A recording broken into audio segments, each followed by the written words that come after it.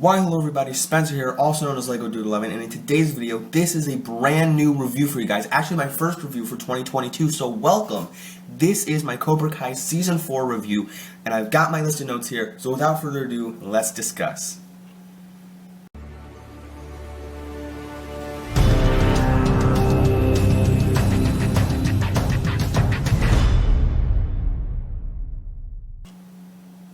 Alright, so like I just mentioned, I got my list of notes here that I took down of Cobra Kai Season 4. And this season, Season 4, came out Friday, December 31st, a couple of days ago, last week. And I watched all 10 episodes with my parents. We watched a couple on Friday, we watched some on Saturday, and then we finished the finale on Sunday.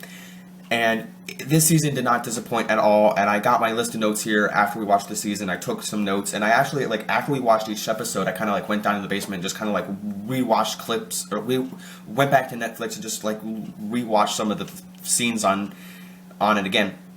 And it, just to get some stuff in my head so I could do this review. And this season, I gotta say, it just did not disappoint. Again, I'm not a guy who wants to sit down and rank the seasons. I apologize if my voice sounds a little different. I'm getting over a slight cold here, just nasally from the allergies of this weather I'm having. But that's outside. The weather was bad. But yeah, this season, there are really great things about Season 2 and Season 3 that I love the fight scenes. But let's kick off my notes here. I don't want to take too much, but the first thing I wrote down is the soundtrack. I always talk about the soundtrack in anything I try to talk about, in any of my reviews. But Leo Birenberg and Zach Robinson, who do the scores, who do the soundtrack for all the Cobra Kai stuff, they even did Camp Cretaceous, the show I reviewed, Jurassic World show I reviewed. And they have some of the best out of all the Netflix shows I watched. Well, I guess I shouldn't say the Netflix ones. I mean, the Marvel Netflix shows are great. Some of them.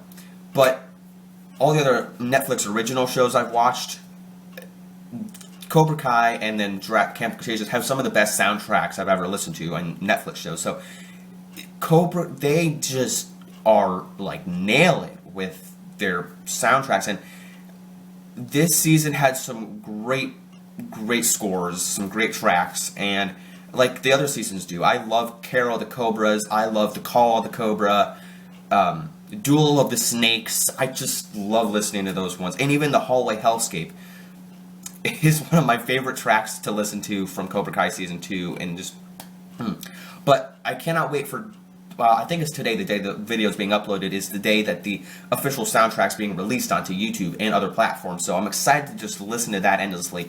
But they nailed the gun. They nailed the gun? they nailed it on their compositions on what they compose. I love listening to them. I wouldn't say they are the GOAT of composers, but they definitely do a splendid job at what they do. So I don't know. I don't want to say too much about it, but that is what I have to mention about the soundtrack of Cobra Kai in this season in particular. Some of the fight scenes just have great tracks, and recurring themes from Hawk, Tori, and the Sensei theme, so it's great. Alright, moving on to two topics that are kind of similar, the characters of this. We have new characters and old characters, and it's, oh my gosh guys, it's so much is going on with this season. It's not bad. I don't feel like it's as cramped. I feel like they do a great job at fleshing out all of the characters, new characters and old characters, bringing in interweaving them. And with how last season ended, it wasn't bad, but when I was thinking oh, they didn't have this character, this character's out of the show, this season did it very well to bring back certain characters. And by the way, if you haven't seen the season yet and you don't want to be spoiled, I am going to mention some things that happen that you may or may not want to hear. So just a further warning for you guys. But yet, some in Season 3, certain characters are left out of the story and kind of not written out of the story, but just aren't in the previous season. And I was kind of well, where did they go?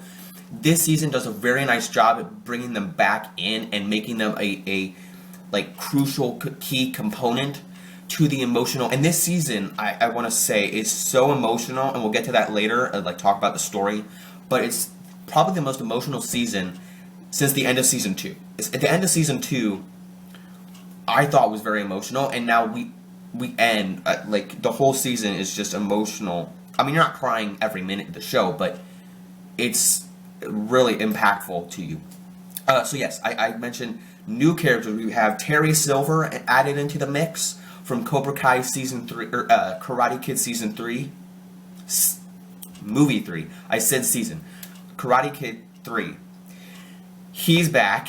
It's unbelievable to see him. He's not hopped up on cocaine, but he definitely becomes mentally back into the Cobra Kai world. And then we have old characters from previous seasons like Aisha, who gives a little bit of her story on into the emotional side of things, where she tells Sam that even if she's not in Cobra Kai right now, like even if she's not in the karate dojo, she can become friends with whoever she wants to be. And I related with that message so much, because it's like, yeah, even if you don't have to be the bully, like you don't have to go and, like, even if you're the new kid, don't go up to them and bully them. You go make friends. Like, it's just that message that she said to Sam, and like take two different approaches. Like if someone's giving you one approach, and it's like, yeah, this is the right way, but you might not want to learn all of it. Like if you don't want to take that full approach, and if you want to learn a different approach on something, take that. You can learn two different styles and mix it into your own way. And that's how you can just make friendship. And I love that. That was one of my favorite parts of this season, and I like the way one of those key points of the season was like, make your own style.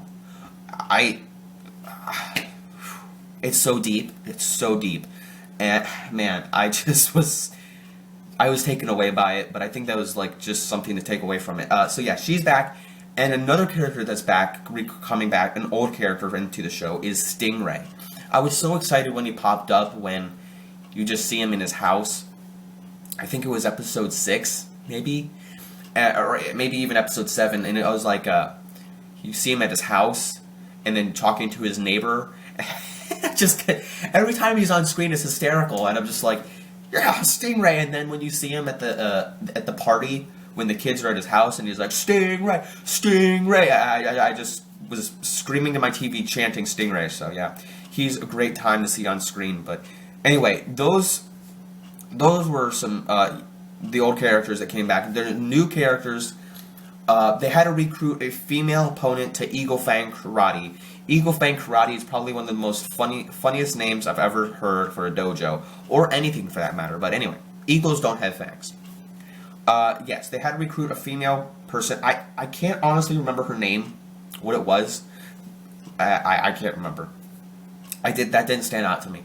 But they had to recruit a female member for Eagle Fang Karate for the tournament, and yeah, it was kind of a weird side tangent, because they had to have a male and female one-on-one fight, which that wasn't confusing at all, but the way they just like went off this side, like, we gotta find the most badass female in the valley.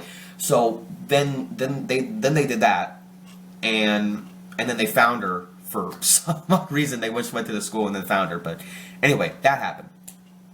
And so I mentioned Terry Silver. He was just a great addition to this season. I don't feel like it was forced, but I don't feel like there was as much there as there should have been. Like, it just kind of felt like by the end of the season, all right, he's there. I'm really excited to see where they go with it next season. Because by the end of the season, he's in full-on enemy mode. Like, he just arrests. Like, he works with Stingray to then do an arrest for John Kreese. It's just hilarious. Like, the twist is like, all right, now Kreese is arrested, and he's going to jail, and now Terry Silver has taken over Cobra Kai full time. So it's pretty interesting to see where they go with that. But I don't know. We'll see. So yeah, those are some of the characters, and a character that's been in all 3 seasons that has come back and changed full circle throughout like the entire Cobra Kai show and got his like a big arc and like front and center. I shouldn't say front and center of the season because he's not one of the main the direct target of the main cast, but he got his spotlight in this season, and that is Anthony Larusso, the son of Daniel Larusso, who's been in all 3 seasons of Cobra Kai, but he has changed drastically, and I couldn't even believe it. When you see him in the first couple of seasons, he's like this young, I mean, kids develop, but he's like this young, chubby little dude, and then playing video games nonstop, right? He has grown up. I mean, in season 3, you see him and he's different, but now he's like even different, and he's full blown bully mode, and then he has this big arc throughout the season, and it's incredible. And it's super weird though, because I love the arc that they gave him, but just to see him like full on bully mode, and I'm like, what the heck? He was this kid that just played video games all the time and just whined and complained, and now he's full on bully mode. But I love the arc that they gave him. It was incredible, and he got a little love interest. I'm curious to see where it goes from there. And by the way, speaking of love interest, we'll get back to that later. I liked seeing him more. I thought it was great to see Anthony and Daniel's relationship. That's his dad. Daniel and the son's relationship. Even him, when Daniel is fighting or yelling at him for like no screens, like give me the screen, and he just breaks the iPad or whatever it is, and it's hilarious just to see his full on anger mode. But yeah, I was really excited. Like, I wasn't expecting to see Anthony in the spotlight, but when I saw that, I was like, wow, we're getting to see him more, because I've always wondered why we haven't seen him more, and then to see him get more of an arc in this season was great, and I really loved it. So I did mention the emotional story. I don't really know what to mention more of. Just that, like, how okay, I'll say this. Like I said, the Aisha story really resonated with me a lot, and the whole friendship thing, dealing with friendship and the struggles of either relationships, which I'll mention more of, and even the father and son and daughter, like your kid relationships, like Robbie Keane, for example, in this show, he struggles so much with the relationship of Johnny Lawrence, which is his biological father, and his other sensei that he trained with, Daniel, and all these other people, and like John Kreese, like who is he really not related to, because he's related to Johnny, but who does he relate with most? And, you know, Daniel and Anthony's relationship, just a struggle between them, and everything in this season was just very emotional and impactful, and capturing the audience is definitely very impactful. I could feel it all, and I, not just in this season. I mean, this season in particular, but the previous seasons definitely capture your heart, and I feel like it brings you in a lot. So yeah, that's my thoughts on the emotional side of things. And before we get to this one, I'm gonna flip this around in my notes here. But the relationships, I don't know if I've mentioned this, well, because this is actually the first time I think I've done a Cobra Kai review. I may have done it in my podcast, but who knows? I mentioned this with Jurassic World Camp Cretaceous, but I love these shows that have like teenage relationships. But this is one of my favorite shows. This will be in my top 10 favorite shows of all time that I've watched, and I love these high school teenage relationships, right? Being one myself, but I'm not in one. But I just love seeing these on screen. You know, Sam and Miguel. Oh, they have great chemistry. Tori and Robbie, now even though they're the enemies, they have great chemistry. And like I just said, the Anthony, the son of Daniel LaRusso, getting a little bit of an on-screen little love interest there, fling thing going on. I love seeing that happen on screen, and it just makes me want to root for them. Like, go after them. Yes, I can't wait. So just to see that on screen, I've loved everything that's happened in the previous seasons, like their fling, and then to see the growth over this period of time is amazing, and I love it. Now, like I said, even speaking of that, I don't know, I'm kind of jumping the gun ahead of myself, but Johnny, Sensei Lawrence, and Carmen, who is Miguel's mom, even get a little relationship in there as well. They've kind of had a thing going for the past couple seasons, and they never made it work out, but now they are, they made it work, and it's, the rest is history. No, I don't know.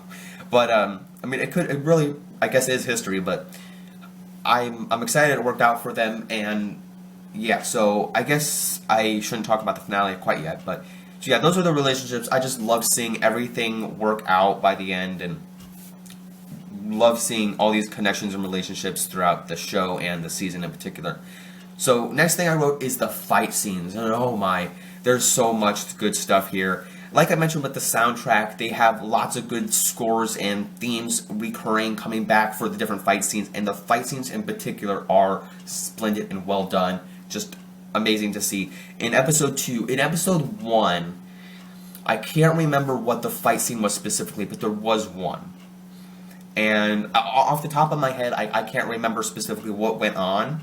But in episode 2, they were, Daniel and Johnny were at a, what's it called? Ice rink. I almost said fighting rink, and I'm like, what's a fighting rink? An ice rink, right? And the hockey players are, like, a penalty happens, and then Daniel's like, oh, that's that type of penalty. That's a spearing, double minor. And then Johnny, like, tells him, and then gets in a fight because the dude's super mad at him and just, like, super furious. And then, like, they get in a fight later, and the hockey players fight. Daniel was like, dude, I told him what the penalty was. It's just like getting back at him, having an epic fight scene with the hockey players. But that was that was a really great fight scene. The kids have some different fight scenes when they're watching. They go to a drive-in movie theater and see Bloodsport. And as they're watching the movie, like, the kids just come up and they have a little fight scene, but they think they're going to have a fight scene, and they end up turning on the sprinklers instead, and they just end up not going to the baseball field and not going to fight them and turn on the sprinklers, and that's how they get away with it. It's like, you didn't have to fight them at all. Yeah, that was kind of cool. And then one of the other, they had, in one of the episodes, they had Daniel and Johnny, the two senseis, do a little fight because they were mad at each other for teaming up and trying to combine their two sensei dojo styles. So they ended up doing a one-on-one fight with each other, and it ended up being a tie in the end, because when they were 2-2, 2 points and 2 points. And then they both hit each other and just fell, and it was like, they were live streaming it. The one guy on his phone was live streaming it, and they're like, who won? They look at the replay. It's a tie. It's like, nobody won. So that was quite a funny moment there. And great fight scenes all throughout, and then the finale was epic. They went well, I shouldn't say everybody went head to head, but there were so many head to head fights in the finale. Everybody had a fight going on. Before they actually started the actual like one-on-ones, they did some like skill moves, so that they had like weapons in their hands and they could like do all sorts of different moves. Like they chopped the cinder blocks and the boards and all that stuff. Really good stuff to see on screen. And then from there they went on to the one-on-ones, and they had like Kyler fighting someone. They had I forget his name. Kenny. Kenny's the new kid introduced. I forgot to mention Kenny, but that was also the other story, other plot line, the new character added into the mix that Anthony Larusso was mad at. I guess I don't know why I didn't mention this at all. I was going to be really mad if I finished this review and did not talk about this. But so the love interest that Anthony Larusso, Daniel's son, had, there was a new kid added into the mix, and his name was Kenny. And he's a new kid added into the middle school. And basically the girl that Anthony liked was kind of talking to the new kid, Kenny. And so they had a thing going, and then Kenny wanted to go to Cobra Kai. And then Anthony was bullying Kenny, and then Kenny got back had the Cobra Kai rage, so he was bullying back at Anthony, and it was like back and forth. So it was really interesting. Yeah, there were some fight scenes with that, which was really nice. They fought in the library at one point, but yeah, that was one of the things that was going on. Like I said, Anthony was a bully to him, but then they got back at each other, and then they kind of resolved it in the end of the finale. So that was kind of a cool resolution to see there. But yeah, some people went head to head, and Kyler and I think Hawk did. Hawk is also in Miyagi-Do. He got his hair shaved off, his mohawk shaved off. It was purple at one point. Disappointing to see that. I hope he gets his redemption. He got his confidence back by getting his relationship with Moon. I was excited. Yes, he got his confidence. He got a kiss. Yes. I'm sorry. I just love when he gets his relationship back there. So I was excited. I love Hawk. Love the character Eli, and also what's his face? Dimitri got a little fight as well with, I forget who it was. I think it might have been Robbie. I think he fought Robbie at one point, and then Hawk ended up fighting Robbie in the finals, and then Tori fought Sam, and Robbie didn't win. He lost, and Dimitri won. Or no, not Dimitri. I'm sorry, I lost it. Hawk fought Robbie, and Hawk won. I was like, go Hawk, and then Sam fought Tori, but Tori won. But at the end of Sam and Tori's fight, Tori was really like critical of like how Sam was. Like, are you okay? Like, wanted to go ask how she was, but she got caught up in like the Cobra Kai celebration there. So that was really sweet. I was like, felt her emotions, like going after her and saying, are you okay to that? So I thought that was a great moment, just her going up there and asking her if she was okay, but they had to celebrate that moment. So unfortunately, after all that, like everything in the finale was great. They had epic fight scenes, the music was great, and the development, all the story arcs were great, but Hawk won the male match, and then Tori won the female one-on-one match for Cobra Kai. So Cobra Kai won, and they're still in business. They are not out of business. So that means Daniel had to take down his mantle of being a sensei. And there's no more Miyagi-Do, there's no more Eagle Fang. But the question is, and Robbie came back at the end and was like giving an emotional story about Kenny and how he wanted to be a role model. And he hugged his dad out and just gave him this emotional story that was so impactful, and I loved it so much. He gave an emotional story to his father that just ended the season with such a huge and emotional punch that it was emotional. And now Miguel ran away, left from Mexico to go see his biological father. But the issue is that Carmen's ex doesn't know Miguel exists. So that's a big question. Like, what's going to happen in season 5? Is he going to like get mad and be like, hurt him, or is he going to like love him that he has an actual son? But I'm curious to see what happens and finds out about that. To see his actual father in the show now. And so, like I said, there's no more Miyagi-Do. But at the end, you see Daniel at the grave of Mr. Miyagi, which we saw previously in other seasons. And then you see the other Okinawa guy, Chosen, back with Daniel. And they're going to team up and take down Cobra Kai. So I'm really excited to see how they team up and take down Cobra Kai in this next season. But I hope it's a banger, because this season was definitely a step up from the previous seasons. I still love other moments from the previous seasons in the past, but this one was a step up. Can't wait to see next season. This is definitely one of my favorite shows I've ever seen. I don't even know why I'm just saying this at all, but I'm excited for next season of Stranger Things. But like, this show just captures everything I love about like, by the way, I've actually taken martial arts. I've taken 10 years of Taekwondo. So watching this show, to me, is like, man, I love seeing these moves. Like, karate is a different fighting style than Taekwondo for sure. But, and when I took Taekwondo, it was not this intense. It was not as intense as Cobra Kai. It was not as intense as that. But it definitely, like, I love seeing these moves and fights on screen.